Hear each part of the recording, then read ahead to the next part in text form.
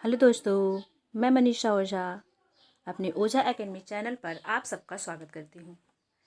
आज हम मुर्दहिया आत्मकथा का तीसरा वीडियो लाए हैं जो कि हम पढ़ने जा रहे हैं। चलिए तो हम शुरू करते हैं। मेरी दादी का मुझसे अटूट लगाव दिन प्रतिदिन बढ़ता जा रहा था। मैं उस भारी भरकम संयुक्त परिवार का सबसे छोटा सदस्य था। तो जो लेखक थे ना, वो अपने परिवार के सबसे छोटे सदस्य थे। दादी रात को भी मुझे अपने पास सुलाती और हमेशा मेरे मुंह पर हाथ फेरते हुए चमरिया माई की विनती करती रहती। मैं जैसे जैसे बड़ा होता गया वैसे वैसे मेरा अपशगुन और अपमान भी बृहद अर्थात बड़ा होता गया। विशेष रूप में परिवार के अंदर। बाद में थोड़ा समझदार होने पर दादी ने बताया कि चेचक निकलने के पहले घर में सबसे छोटा होने के कारण परिवार के सभी सदस्यों में मुझे गोद में लेकर खिलाने की होड़ लगी रहती थी। किंतु चेचक के बाद सब कुछ बदल गया। पिताजी के बीच वाले कटु हृदय भाई का नाम नंगड़ था। ये यदि घर में ही किसी बात से नाराज होते तो तुरंत खाना पानी छोड़ देते थे। एक तरह से वे गांधीवाद अनशन पर बैठ जाते। घर का कोई सदस्य उन्हें मनाने के लिए थाली में खाना तथा लोटे में पानी लेकर जाता तो वह उनकी गालियों की बौछार से सराबोर हो जाता। वे तुरंत खाना समेत थाली को वहीं उलट देते और लोटे के प्रहार से थाली का चकनाचूर कर देते। उस समय घर गांव में सबके पास कांसे और फूल नामक धातु की थालियां और लोटे हुआ करती थी। तो उस समय की बर्तनी किस धातु से बनी होती थी? तो कांसे और फूल अर्थात पीतल। फूल बर्तन पीतल को कहा जाता है, तो पीतल से बनी होती है थी। पॉइंट टू नोट, जो किसी भी तरह के प्रहार से खंड खंड हो जाते। इस तरह उनकी हर नाराजगी का शिकार कम से कम एक थाली अवश्य हुआ करती थी। अब ये भी क्वेश्चन पूछ सकता है कि लेखक के पिता के कौन से भाई थालियों को चकनाचूर कर देते थे? तो उनके जो पिता के भाई थे नंगर करते थे। उनकी इन तुनक मिजाजी से ना जाने कितनी थालियां अपना अस्तित्व अर्थात पहचान खो चुकी थी। उनसे हर कोई आतंकित रहता था। उनके दोनों बेटे भी सही अर्थों में इस आतंक के उत्तराधिकारी थे। ये बाप बेटे जब कभी अच्छे मूड में होते तो मुझे पास बुलाते और जिस आँख से मैं देख सकता था उसे हाथ से बंद करा कर मेरे सामने अपनी उंगलियां फैलाकर गिनने के लिए कहते।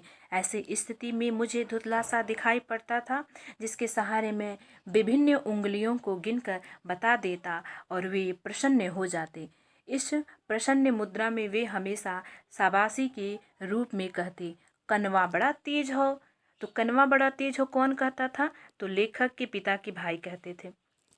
पॉइंट टू नोट, उनकी उंगलियों को गिन गिन कर मैं भी खूब प्रसन्न रहता था। किंतु जब थोड़ा और बड़ा हुआ तब अनुभूति हुई कि जिस गिनती की सफलता से मैं अपने को महान गणितज्ञ समझकर खुश हो जाता था, वास्तव में वह मेरा उपहास होता था तथा वे अपने मनोरंजन के लिए मेरे साथ यह खेल खेलते थे। धीरे धीरे यह खेल मुझे बुरा लगने लगा। अत्यंत मानसिक पीड़ा होती थी, किंतु उस धुंधली गिनती से पीछा छुड़ा लेने की हिम्मत नहीं पड़ती। यह क्रम वर्षों तक चलता रहा। इस संदर्भ में मैं दावे के साथ कह सकता हूँ कि इस धुंधली गिनती की परीक्षा से उत्पन्न पीड़ा मेरे जीवन की पहली मानसिक पीड़ा थी। अब देखिए लेखक क्या कहते हैं कि यह क्रम वर्षों तक चलता रहा। इस संदर्भ में दावे के साथ कह सकता हूँ कि इस धुंधली गिनती की परीक्षा से उत्पन्न पीड़ा मेरे जीवन की पहली मानसिक पीड़ा थी। ये पॉइंट आप लोग नोट कर लीजिएगा। अशुभ अपशगुन वाली पीड़ा की अनुभूति कुछ देर से आई। इन्हीं पीड़ाओं में मेरा सारा बचपन विलुप्त हो गया और मैं अल्पायु में ही अत्यंत संवेदनशील बन गया। मेरे दादा परदादा गांव के ब्राह्मण जमींदारों के खेतों में बधुआ मजदूरी करते थे। बधुआ मजदूरी इस प्रकार का मजदूर होता है कि मान लीजिए एक मालिक है, उनके यहाँ ही केवल काम करेगा और वो उनको मतलब जो भी रुपए पैसे होंगे वो देंगे और जो जितना काम होगा उनसे करवाएंगे और जोत बोने के लिए उन्हें कुछ खेत भी दे देते हैं। उन्हें बधुआ मजदूर कहा जाता है। उन जमींदारों ने ही कुछ खेत उन्हें दे दिया था। गांव के अन्य दलित भी उन्हीं जमींदारों के यहाँ हरवाही अर्थात हल चलाने का काम करते थे। यह हरवाही पुश्त दर पुश्त चली आ रही थी। मेरे परिवार में पिताजी के अन्य चारों बड़े भाई हरवाही नहीं करते थे क्योंकि उनके बड़े बड़े कई बेटे थे, जिसमें से 5 आसनसोल की कोयला खदानों, कलकत्ता की जूट मिलों एवं लोहे के कारखानों में काम करते थे। अब यहाँ पर देखिए, लेखक के पिता और दादा कौन से कारोबार करते थे? तो हलवाई का काम करते थे। और यहाँ पर जो है ना, कलकत्ता के कोयले खदान का भी वर्णन किया गया है। ये दोनों पॉइंट आप नोट कर लीजिएगा। किंतु मेरे पिताजी को खानदानी हलवाई से कभी मुक्ति नहीं मिली। वे अक्सर कहा करते थे कि यदि हलवाई छोड़ दूंगा तो ब्रह्म हत्या का पाप लगेगा। अब ये देखिए, नोट भी कर लीजिएगा, यदि हलवाई छोड़ दूंगा तो ब्रह्म हत्या का पाप लगेगा। कौन किससे कहता है? तो जो लेखक के पिता हैं वो लेखक से कहते हैं।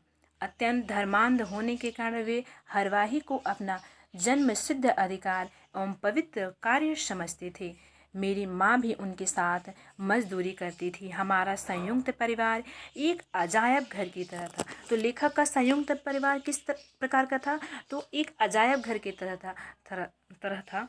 पॉइंट टू नोट, जिसमें तरह तरह के लोग अलग अलग तौर तरीकों के साथ रहते थे। पिताजी के सबसे बड़े भाई, जिनका नाम सोमर था, 12 गांवों के चमारों के चौधरी चुने गए थे। भारत की आज़ादी के पूर्व ना जाने कब से पूर्वी उत्तर प्रदेश के अनेक क्षेत्रों की एक परंपरा के अनुसार चमारों का 12 गांवा होता था। तो जो लेखक के सबसे बड़े पिता के भाई थे वह सोमर थे और वो क्या थे? तो चौधरी थे। चौधरी का अर्थ क्या होता है कि जो 12 गांवों का मालिक जिसे चुना जाता है वो हो जाएगा आपका चौधरी। चमारों के चौधरी थे, अर्थात 12 गांवों के चमारों की एक बृहत अर्थात बड़ा पंचायत होती थी, जिसमें कोई एक व्यक्ति सर्वसम्मति से चौधरी चुना जाता था। इस चौधरी को व्यवहारिक रूप से एक न्यायाधीश की तरह अधिकार प्राप्त होता था। 12 गांव के चमार अपने किसी भी आपसी झगड़े के निपटोर के लिए चौधरी के पास आते। फिर पंचायत बुलाई जाती, जिसमें घंटों की माथापच्ची के साथ चौधरी अपना अंतिम फैसला देते, जो तुरंत सभी को मान्य हो जाता था। 12 गांव के चौधरी के समक्ष जो समस्याएं लाई जाती, उनमें 2 मामले बड़े विचित्र ढंग से सुलझाए जाते थे। इनमें से एक मामला होता था किसी युवती का गांव के किसी अन्य व्यक्ति के साथ यौन संबंध या बिना विवाह गर्भवती हो जाना, तथा दूसरा था किसी चमार द्वारा मरे हुए पशु, गाय, बैल या भैंस का मांस खाया जाना। मरे हुए पशु का मांस खाने के संदर्भ में एक उल्लेखनीय तथ्य यह भी है। अब देखिए कि वो जो 12 गांव था, उसमें जो चौधरी होते थे किस प्रकार की समस्याओं को हल करते थे? तो उसमें दो प्रकार की समस्याएं मुख्य थी। एक तो यौन संबंध और दूसरे मांस। जो पशुओं के मांस, गाय, बैल, भैंस का मांस होता था ना, जो खाता था, इन दोनों के पक्ष में वहाँ पर फैसले ज़्यादातर लिए जाते थे। इसके बाद से मरे हुए पशुओं का मांस खाने के संदर्भ में एक उल्लेखनीय तथ्य यह है कि, जैसे मैंने पहले जो बोला है ना, उसे नोट कर लीजिएगा आप लोग। यह है कि आज़ादी के पूर्व हमारे क्षेत्र के सभी चमार गाय, बैल और भैंस मर जाने पर उसका मांस खा जाते थे। जो चमार मतलब होते थे दलित वर्ग में, तो क्या करते थे, इन सब जो मांस है ना, मरे हुए पशुओं के मांस से खाते थे आज़ादी के पूर्व। मेरी बुढ़िया दादी अक्सर मुझे सोते समय अपनी युवा अवस्था के अनेक संस्मरण सुनाया करती थी, जो अत्यंत रोचक एवं चमत्कार कारक हुआ करते थे। दादी के ये संस्मरण उनकी शतकीय उम्र की देखते हुए संभवतः सन 1860 या 70 के दशक के मालूम पड़ते हैं। मैं इन संस्मरणों को बहुत ध्यान से सुनता था। एक ऐसे ही संस्मरण में दादी ने बताया कि जब वह ब्याह कर हमारे गांव आई तो देखा कि गांव में किसी की गाय भैंस या बैल मर जाता तो पास स्थित जंगल में ले जाकर उसका चमड़ा निकाला जाता, फिर उसके बाद गड़ासे से और कुल्हाड़ियों से काट काट कर उसका मांस सारे दलित बांस से बनी हुई टोकरियों में भरकर घर लाते। मांस काटने का काम प्रायः महिलाएं करती थी। तो मांस काटने का काम कौन करता था? तो महिलाएं करती थी। दादी यह भी बताती थी कि जिस तरह कोई चमार पुरुष मरे हुए जानवर का चमड़ा निकालना शुरू करता है, तो देखिए यहाँ पर बताया गया है कि पहले जो दलित वर्ग थे ना, दलित वर्ग में चमार जो जाति होती थी, पुरुष होते थे, वो चमड़े निकालने का काम करते थे। आज भी कहीं कहीं ऐसा कार्य होता है। अचानक सैकड़ों की संख्या में वहां गिद्ध मर्दाने लगते तथा दर्जनों कुत्ते आकर भौंकने लगते थे। तो यहाँ पर गिद्ध का वर्णन हुआ है और कुत्तों का भी वर्णन हुआ है।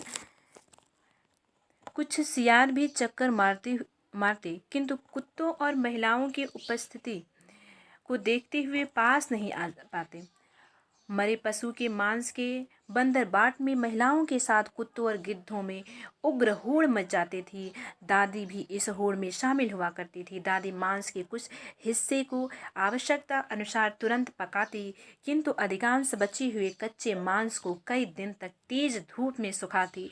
खूब सुखा कर मांस को कच्ची मिट्टी से बनी कोठली में रखकर बंद कर देती। इस प्रक्रिया से सूखे मांस का भंडारण बढ़ता जाता और साल के उन महीनों में जब खाने की वस्तुओं का टोटा अर्थात लाला पड़ जाता था, तो सूखे मांस को नए तरीके से पका कर परिवार के लोग अपना पेट भरते। मरे हुए इन पशुओं के मांस को डांगर कहा जाता है। अब ये पूछ सकता है कि डांगर क्या है? वैसे मतलब आपको अदर भी नॉलेज होना चाहिए कि डांगर क्या है। तो जो मरे हुए पशु होते हैं ना, तो उनके मांस को सुखाकर जो रखा जाता है उसे डांगर कहा जाता है। आज़ादी के बाद चमारों ने डांगर खाना बंद करने का अभियान चलाया, जो अत्यंत सफल रहा। स्मरण है कि यह अभियान मूल रूप से बाबा साहेब अम्बेडकर ने चलाया था। तो यह अभियान कौन चलाया था? तो बाबा साहेब अम्बेडकर। डांगर ना खाने वाले का अभियान कौन चलाया था? तो बाबा भीमराव अम्बेडकर ने चलाया था। किंतु हमारे 12 गाँव में उन्हें कोई नहीं जानता था। यहाँ से क्वेश्चन ही मतलब वो कोर्ट में या अदर में पूछ सकता है कि मुर्दहिया में किसका किसका उल्लेख है, तो उसमें एक कोटेशन ये भी दे सकता है कि बाबा भीमराव अम्बेडकर के विचारों का प्रभाव।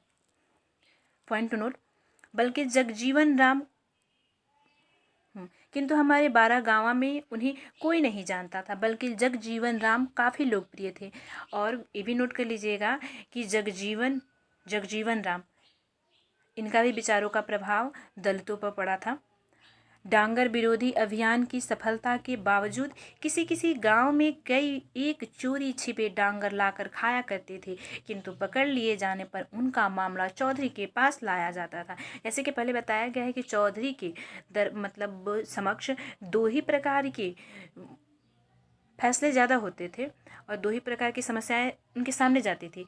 एक तो यौन संबंध का, दूसरा ये डांगर वाली प्रॉब्लम। इसलिए जीवन पर्यंत चौधरी बने रहे, किंतु पकड़ लिए जाने पर उनका मामला चौधरी के पास लाया जाता था। मेरे सबसे बड़े सुम्मर चाचा आज़ादी के पूर्व कवि चौधरी चुने गए थे। वे बड़े तर्कबाजी बातनी थे। तो सुम्मर चाचा के नेचर कैसा था? तो वो बड़े तर्कबाज और बातनी थे। Point two note. इसलिए जीवन पर्यंत चौधरी बने रहे। उनकी बातों में दम होता था, साथ ही निष्पक्षता भी। उनके कारण उन्हें बदल देने की आवाज़ 12 गाँव में कभी नहीं उठी। 12 गाँव में किसी भी मामले के आने के बाद बुलाई गई पंचायत हमारे घर के सामने स्थित कुएं के काफ़ी बड़े चबूतरे पर बैठकर की जाती थी। पंचायत में 12 गांव के प्रतिनिधि आते थे, जिनके कारण भारी भरकम भीड़ हो जाती थी। पंचायत शुरू होते ही गांजा और हुक्का पीने का लंबा दौर चालू हो जाता था। स्वयं हमारे परिवार के 10 लोग आला दर्जे के गजेड़ी थे। तो लेखक के परिवार में कितने लोग आला दर्जे के गजेड़ी थे? तो 10 लोग। Point two note. शाम के समय सभी गांजा पीते और मुझे बार बार पुआल की रस्सी की बड़ी सी गांठ बनाकर उसे जलाना पड़ता। जब जलकर वह लाल हो जाती तो वह धध की आग को गांजे से भरी चीलम के ऊपर रखना पड़ता।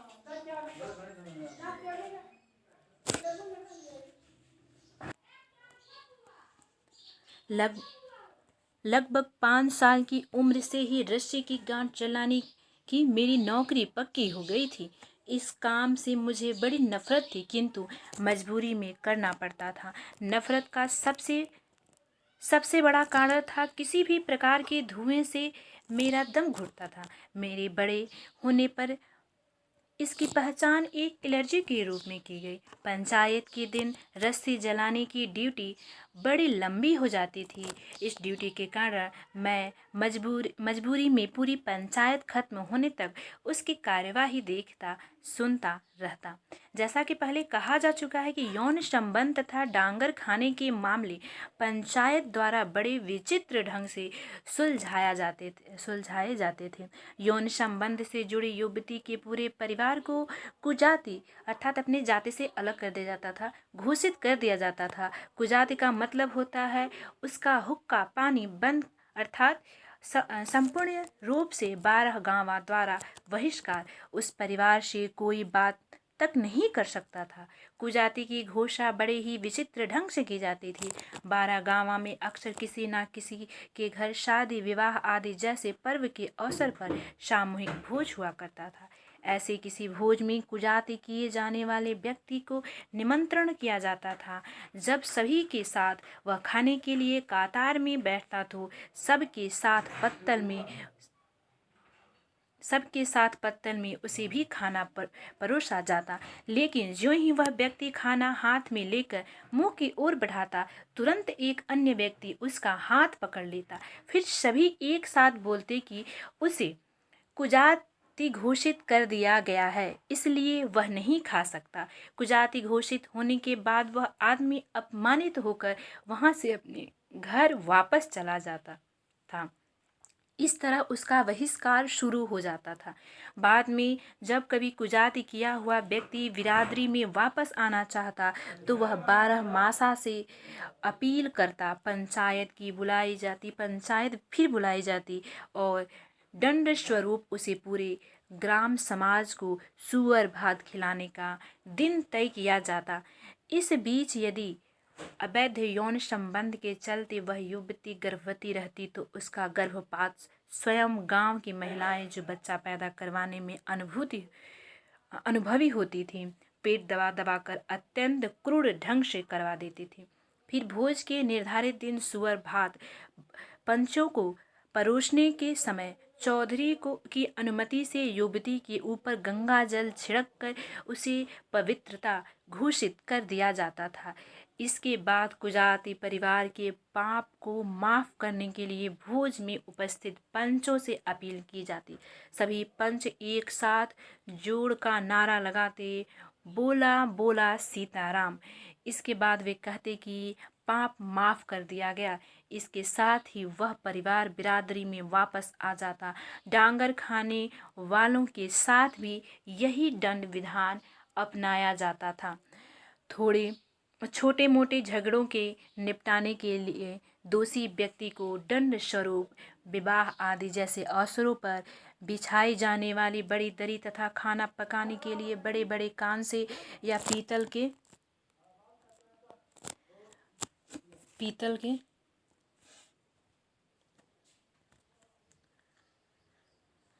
ऐसा सामान चौधरी या किसी अन्य व्यक्ति के घर पर रख दिए जाते थे और अवसर आने पर कोई भी व्यक्ति उसका उपयोग कर सकता था।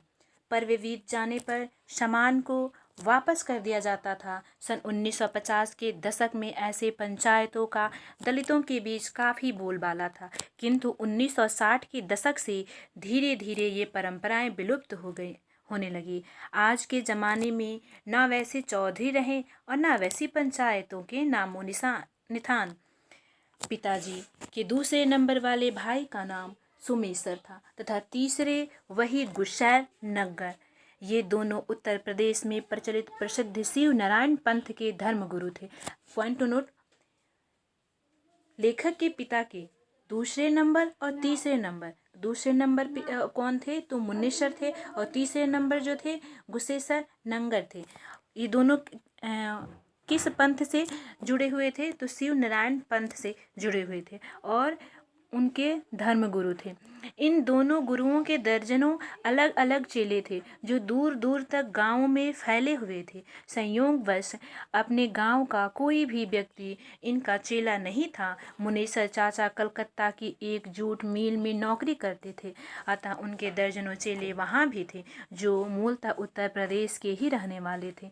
शिवनारायण पंथ के ये चेले जब भी अपने इन गुरुओं से मिलते उनके नमस्कार करने का एक विचित्र तरीका होता था। वे सिर पर पहले पगड़ी बांधते और फिर गुरु के सामने घुटना मोड़कर उकटू बैठ जाते। फिर दोनों हाथ एक साथ सटा हुआ फैलाकर गुरु के पैरों पर रख देते। वे अपने सिर को दाएं बाएं यौगिक मुद्रा में घुमाने के बाद पैरों पर ही झुकाकर जोर से बोलते, बंदगी साहेब। तो यहाँ पर देखिएगा कि शिवपंथी क्या बोलते थे तो बंदगी साहेब। उनका गुरु मंत्र क्या था? बंदगी साहब।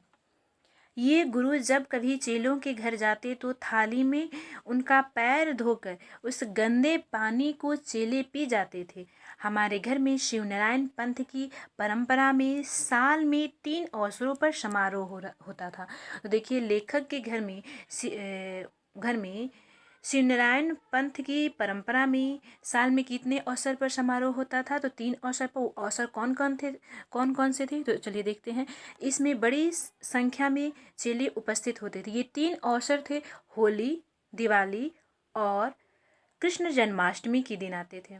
पॉइंट टू नोट, वो 3 अवसर कौन थे तो होली, दिवाली और कृष्ण जन्माष्टमी। इन समारोहों को गादी लगाना कहा जाता था। क्या कहा जाता था? इन समारोह को गादी लगाना कहा जाता था। लकड़ी की बनी छोटी मेज के बराबर छोटे पैरों वाली एक चौकी रख दी जाती थी। उस पर साफ कपड़ा बिछाकर सुविधा अनुसार उपलब्ध किसी भी देवी देवता का शीशे में मढ़ा हुआ फोटो रख दिया जाता था। ढेर सारी अगरबत्तियां भी जलाकर रखी जाती। यद्यपि हमारे परिवार में कोई पढ़ा लिखा नहीं था, किंतु घर में ना जाने किस भाषा में लिखी हुई एक हस्तलिखित पांडुलिपि लाल कपड़े में रखी हुई थी, जिसे अनायास कहा जाता है। इसे क्या कहा जाता है तो अनायास कहा